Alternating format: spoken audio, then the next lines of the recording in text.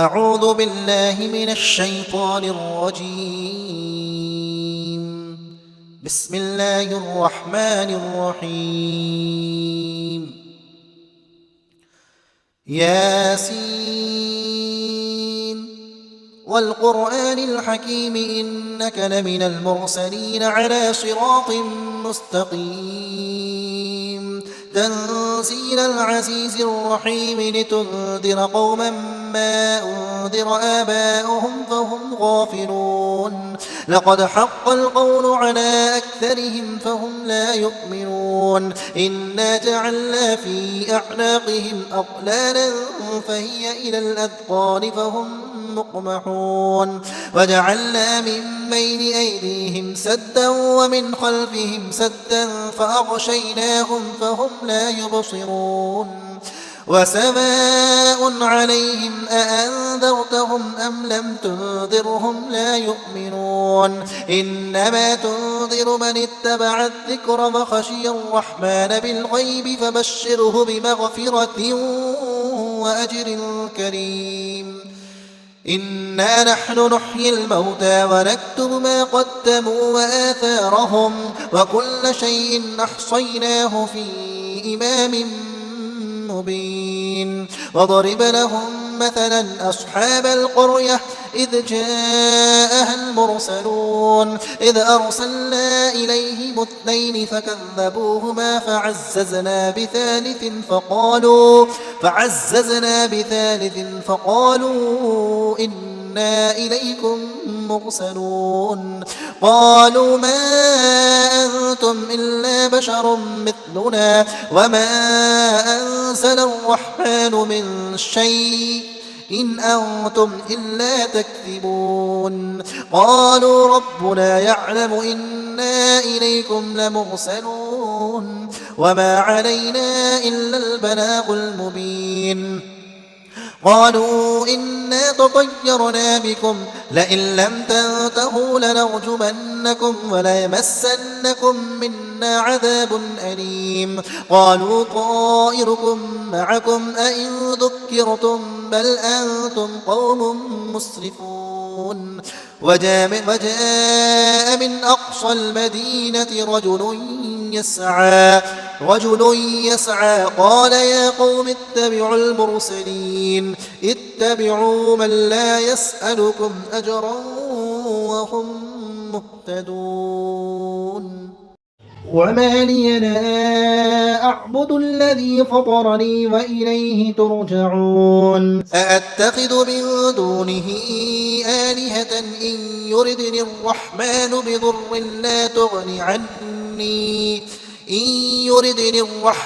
بضر لا تغن عني شفاعتهم شيئا ولا ينقذون إني إذا لفي ضلال مبين إني آمنت بربكم فاسمعون قيل ادخل الجنة قال يا ليت قومي يعلمون بما غفر لي ربي وجعلني من المكرمين وما أنزلنا على قومه من بعده من جود من السماء وما كنا منزلين إن كانت إلا صيحة واحدة فإذا هم خامدون يا حسرة على العباد ما يأتيهم من رسول إلا كانوا به يستهزئون ألم يروا كم أهلكنا قبلهم من القرون أنهم إليهم لا يرجعون وإن كل لما جميع لدينا محضرون وآية لهم الأرض الميتة أحييناها وأخرجنا منها حبا فمنه يأكلون وجعلنا فيها جنات من نخيل وأعناب وفجرنا فيها من العيون ليأكلوا من ثمره وما عملته أيديهم أفلا يشكرون سبحان الذي خلق الأزواج كلها مما تنبت الأرض ومن أنفسهم ومما لا يعلمون وآية لهم الليل نسلخ منه النهار فإذا هم مظلمون والشمس تجري لمستقر لها ذلك تقدير العزيز العليم والقمر قدرناه منازل حتى عاد كالعرجون القديم لا الشمس ينبغي لها أن تدرك القمر ولا الليل سابق النهار وكل في فلك يسبحون وآية لهم أنا حملنا ذريتهم في الفلك المشحون وخلقنا لهم من مثله ما يركبون وإن نشأ نغرقهم فلا صريخ لهم ولا هم ينقضون إلا رحمة منا ومتاعا إلى حين وإذا قيل لهم اتقوا ما بين أيديكم وما خلفكم لعلكم ترحمون وما تأتيهم من آية من آيات ربهم إلا كانوا عنها معرضين وإذا قيل لهم أنفقوا مما رزقكم الله قال الذين كفروا للذين آمنوا أنطعم من لو يشاء الله أطعمه إن أنتم إلا في ضلال مبين ويقولون متى هذا الوعد إن كنتم صادقين ما ينظرون إلا صيحة واحدة تأخذهم وهم يخصمون فلا يستطيعون توصية ولا إلى أهلهم يرجعون ونفخ في الصور فإذا هم من الأجداث إلى ربهم ينسلون قالوا يا ويلنا من بعثنا من مرقدنا هذا ما وعد الرحمن وصدق المرسلون إن كانت إلا صيحة واحدة فإذا هم جميع لدينا محضرون فاليوم لا تظلم نفس شيئا ولا تجزون إلا ما كنتم تعملون إن أصحاب الجنة اليوم في شغل فاكهون هم وأزواجهم في ظلال على الأرائك متكئون لهم فيها فاكهة ولهم ما يدعون سلام قولا من رب رحيم وامتازوا اليوم أيها المجرمون ألم أعهد إليكم يا بني آدم أن لا تعبدوا الشيطان إنه لكم عدو مبين وأن اعبدوني هذا صراط مستقيم ولقد أضل منكم جبلا كثيرا أفلم تكونوا تعقلون هذه جهنم التي كنتم توعدون اصلوها اليوم بما كنتم تكفرون اليوم نختم على أفواههم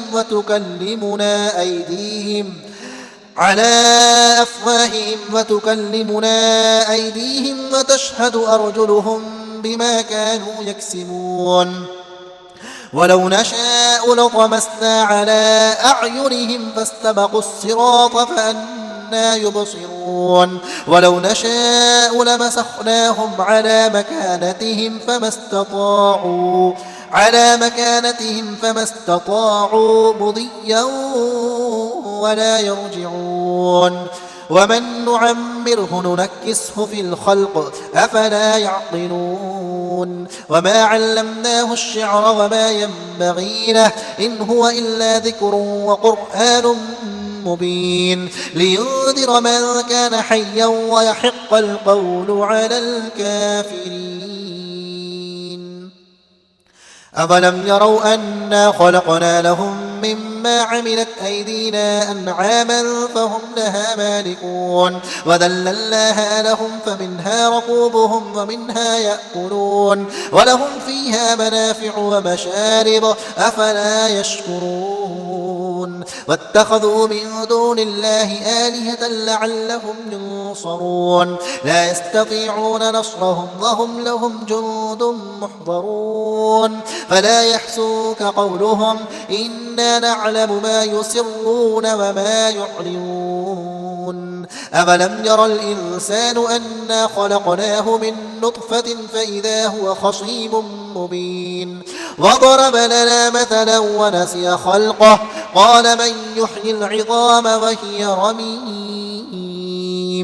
قل يحييها الذي أنشأها أول مرة وهو بكل خلق عليم الذي جعل لكم من الشجر الأخضر نارا فإذا أنتم منه توقدون أوليس الذي خلق السماوات والأرض بقادر على أن يخلق مثلهم بلى وهو الخلاق العليم إنما أمره إذا أراد شيئا أن يقول له كن فيكون فسبحان الذي بيده ملكوت كل شيء وإليه ترجعون أعوذ بالله من الشيطان الرجيم بسم الله الرحمن الرحيم سورة الكهف مكية الحمد لله الذي أنزل على عبده الكتاب ولم يجعل له عوجا قيما لينذر بأسا شديدا من لدنه ويبشر المؤمنين الذين يعملون الصالحات أن لهم أجرا حسنا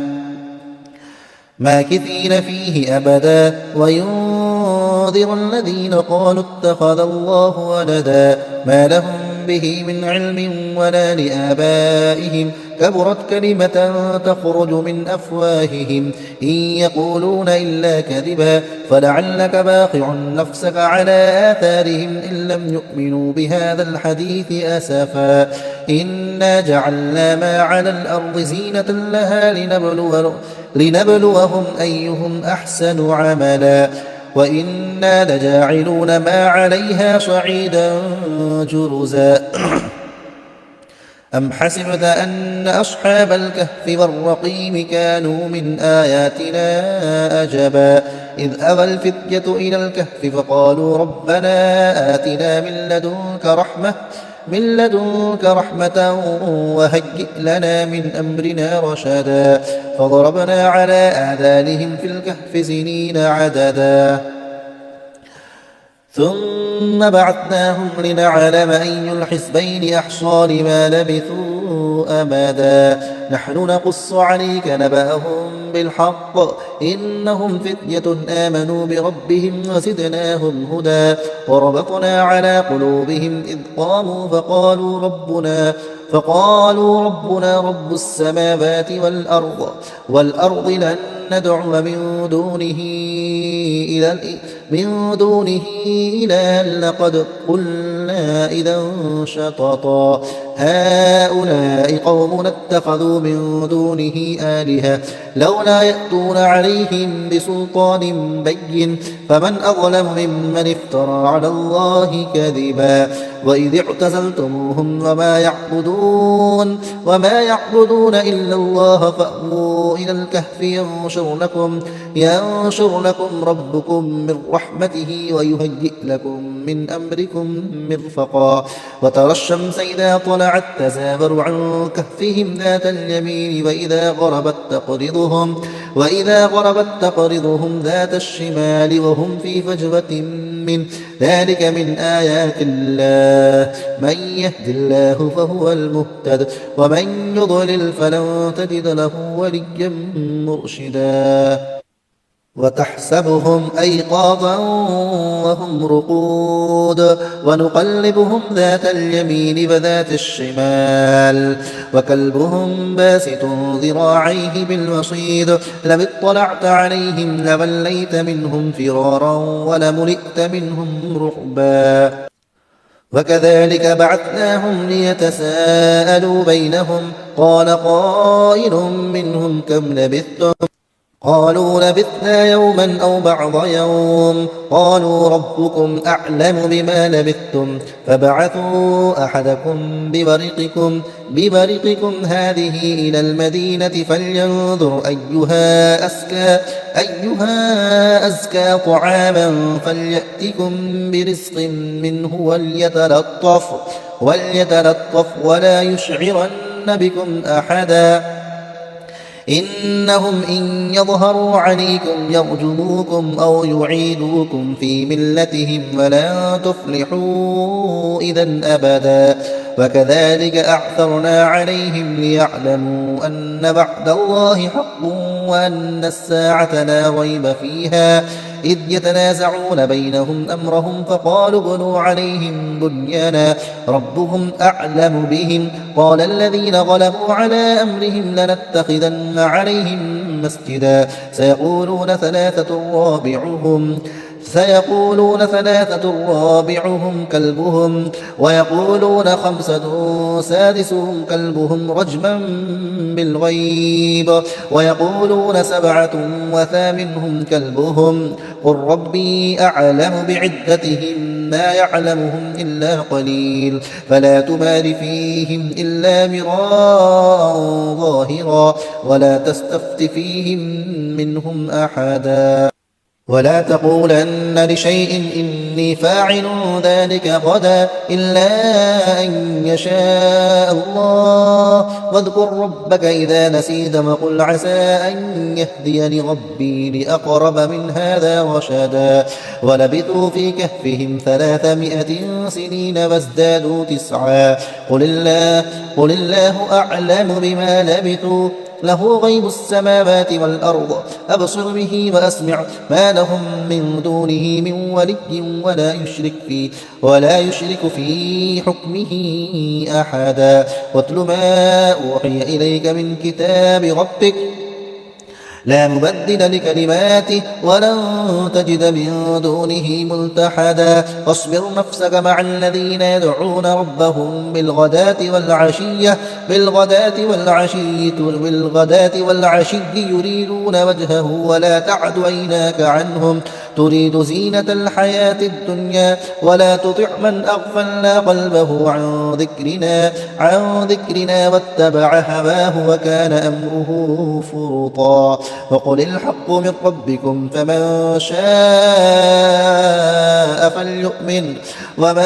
شاء فليكفر إنا أعتدنا للظالمين نارا أحاط بهم سرادقها وإن يستغيثوا يغاثوا بماء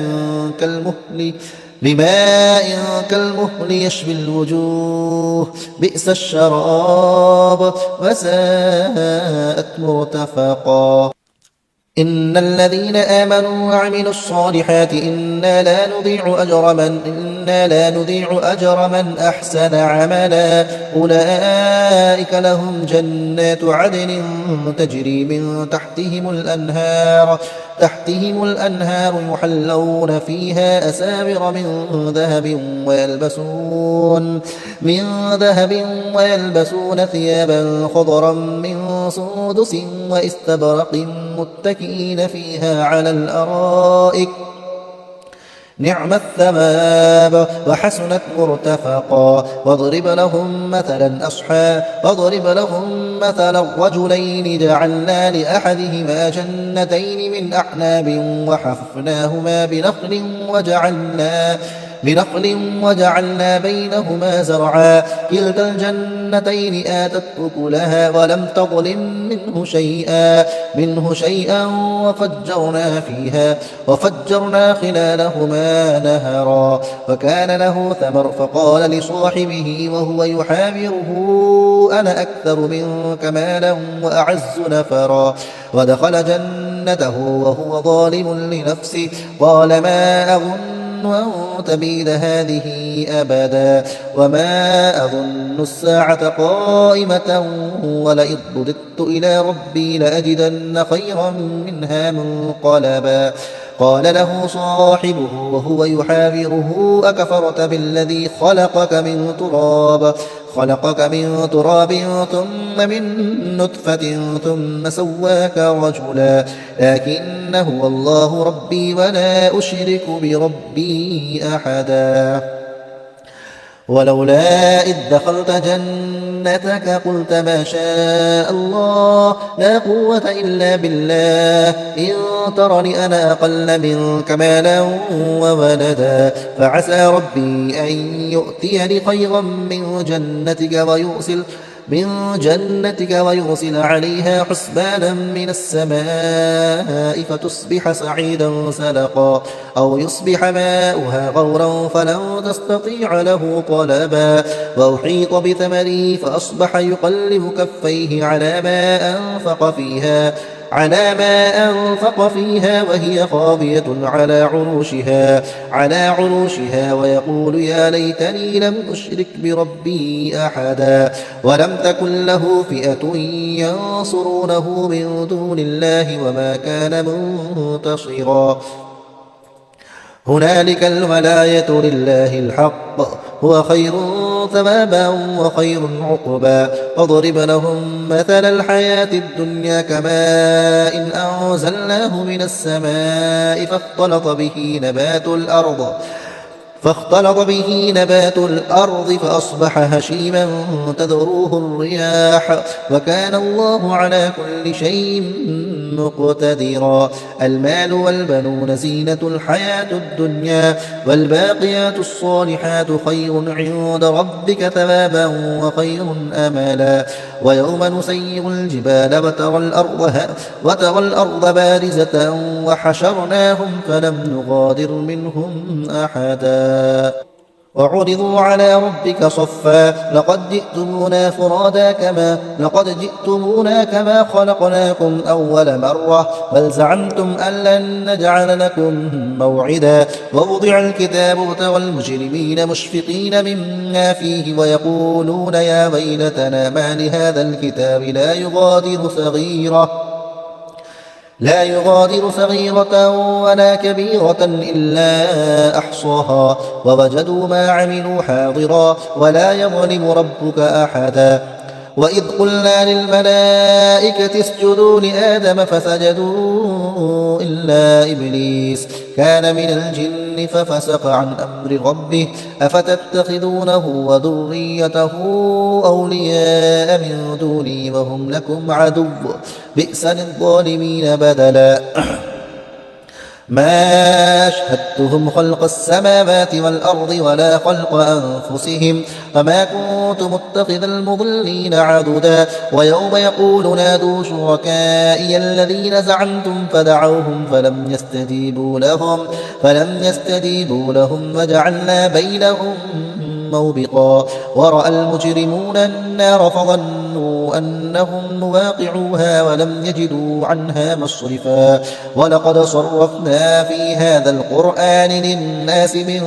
كل مثل وكان الإنسان أكثر شيء جدلا وما منع الناس أن يؤمنوا إذ جاءهم الهدى ويستغفروا ربهم إلا أن تأتيهم سنة الأولين أو يأتيهم العذاب قبلا وما نرسل المرسلين إلا مبشرين ومنذرين ويجادل الذين كفروا بالباطل ليدحضوا به الحق واتخذوا آياتي وما أنذروا هزوا ومن أظلم ممن ذكر بآيات ربه فأعرض عنها ونسي ما قدمت يداه إنا جعلنا على قلوبهم أكنة أن يفقهوه وفي آذانهم وقرا وإن تدعهم إلى الهدى فلن يهتدوا إذا أبدا وربك الغفور ذو الرحمة لو يؤاخذهم بما كسبوا لعجل لهم العذاب بل لهم موعد لن يجدوا من دونه موئلا وتلك القرى أهلكناهم لما ظلموا وجعلنا لمهلكهم موعدا وإذ قال موسى لفتاه لا أبرح حتى أبلغ مجمع البحرين أو أمضي حقبا فلما فلما بلغا مجمع بينهما نسيا حوتهما فاتخذ سبيله في البحر سربا فلما جاوزا قال لفتاه آتنا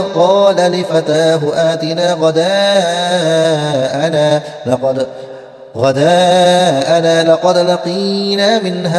لقد لقينا من سفرنا هذا نصبا قال أرأيت إذ أوينا إلى الصخرة فإني نسيت الحوت وما أنسانيه إلا الشيطان أن أذكره واتخذ سبيله في البحر عجبا قال ذلك ما كنا نبغ فارتد على آثارهما قصصا فوجدا عبدا من عبادنا آتيناه رحمة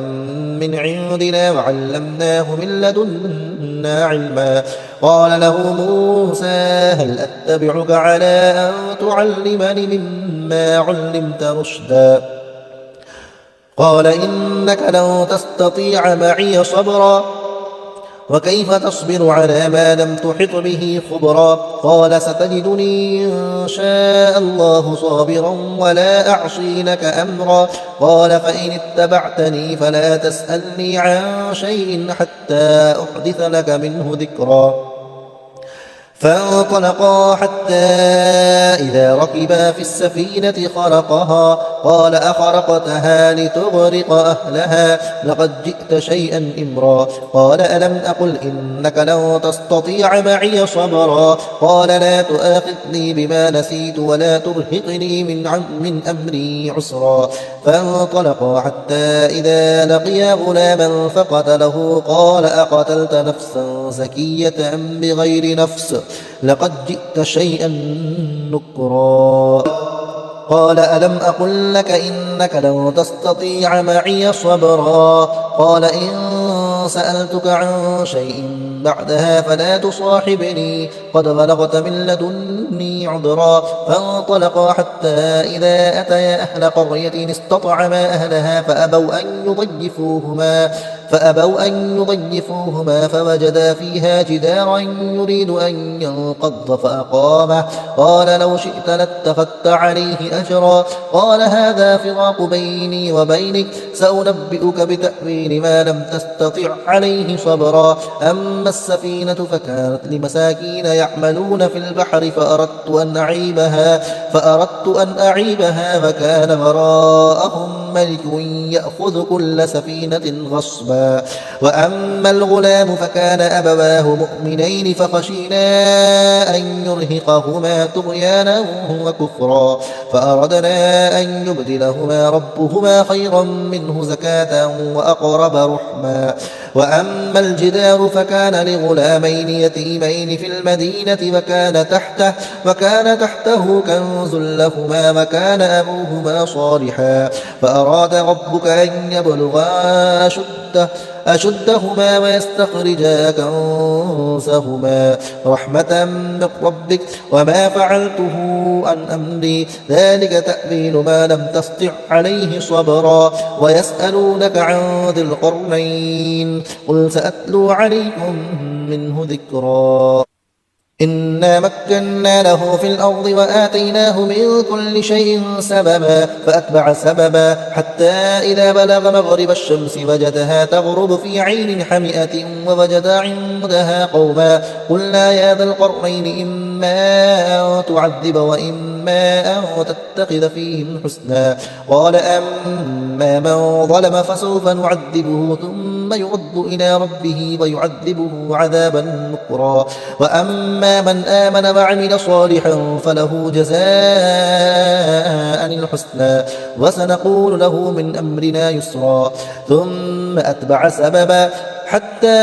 إذا بلغ مطلع الشمس وجدها تطلع على قوم لم نجعل لهم من دونها سترا كذلك فقد أحطنا بما لديه خبرا ثم أتبع سببا حتى إذا بلغ بين السدين وجد من دونهما قوما لا يكادون يفقهون قولا قالوا يا ذا القرنين إن يأجوج ومأجوج مفسدون في الأرض مفسدون في الأرض فهل نجعل لك خرجا على أن تجعل بيننا وبينهم سدا قال ما مكني فيه ربي خير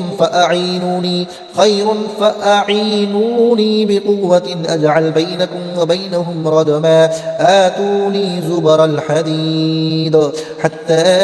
إذا ساوى بين الصدفين قال انفخوا حتى إذا جعله نارا قال آتوني أفرغ عليه قطرا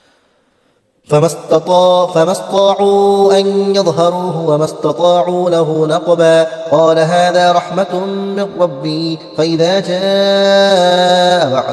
فإذا جاء بعد ربي جعله دكا وكان بعد ربي حقا وتركنا بعضهم يومئذ يموج في بعض ونفخ في الصور فجمعناهم جمعا وعرضنا جهنم يومئذ للكافرين عرضا الذين كانت أعينهم في غطاء عن ذكري وكانوا لا يستطيعون سمعا أفحسب الذين كفروا أن يتخذوا عبادي من دوني أولياء إنا أعتدنا جهنم للكافرين نزلا قل هل ننبئكم بالأخسرين أعمالا الذين ضل سعيهم في الحياة الدنيا وهم يحسبون أنهم يحسنون صنعا أولئك الذين كفروا بآيات ربهم ولقائه فحبطت